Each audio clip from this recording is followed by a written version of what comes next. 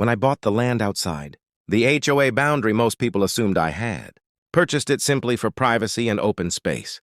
The property stretched across roughly 1,500 acres of forest, fields and hills just beyond the developed neighborhood. It was quiet land, with a few dirt roads and one narrow bridge that crossed a shallow river, connecting the area to the nearest main road. At the time, I didn't think much about the bridge because it had existed there for decades and everyone in the surrounding area had always used it. But several months after the purchase, something unexpected happened. The HOA board from the nearby community began sending notices claiming that my property was affecting their traffic flow and that certain roads across my land needed to remain open for their residents. Their letter suggested that the association expected access through my land whenever they considered it convenient. At first, I assumed there had been some confusion about where the HOA boundaries actually ended. My property had never been part of their community, and the purchase records clearly showed that the land sat completely outside their jurisdiction.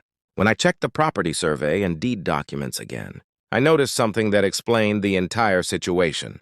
The narrow bridge crossing the river was not public infrastructure at all. It was included in the parcel that had been transferred with the land purchase. That meant the bridge they were using every day to reach the highway was technically located on privately owned property. I contacted the county land records office to confirm the boundaries shown in the survey. The response was straightforward. The bridge and the connecting strip of road were indeed part of the acreage listed in the deed. The surrounding community had simply been using it for years, without thinking about who actually owned the structure beneath their tires. Once that detail became clear, the tone of the HOA letters changed quickly. Instead of demands about access, they began asking about maintaining a cooperative relationship regarding the bridge crossing. The situation never turned into a conflict because the facts were obvious to everyone involved. The bridge remained open for normal travel just as it always had been, but the assumption that the HOA could dictate rules outside its boundaries quietly disappeared. Sometimes ownership of land isn't just about the acres you see on a map, but about the small pieces of infrastructure hidden inside those lines.